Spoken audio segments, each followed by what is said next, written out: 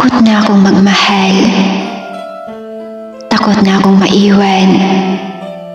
At takot na akong masaktan. Kasi ayaw ko nang maging luhaan.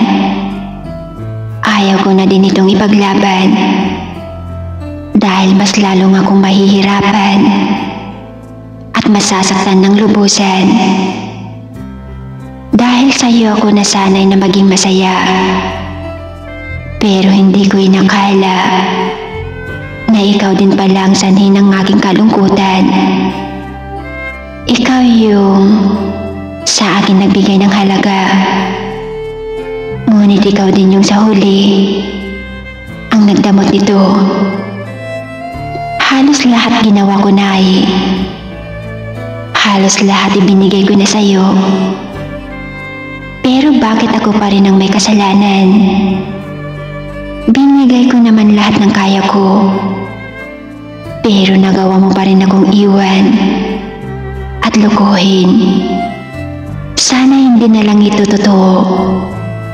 Sana hindi na lang kita nakilala. Dahil ngayon, durog na durog ako at hindi ko alam ang mga dahilan mo. Kung bakit mo ako ginaganito. Kung bakit mo ako niligay sa sitwasyon na hirap ako. Pero laking pasasalamat ko pa rin sa iyo. Dahil nung iniwan mo ako, napira-piraso ang puso ko.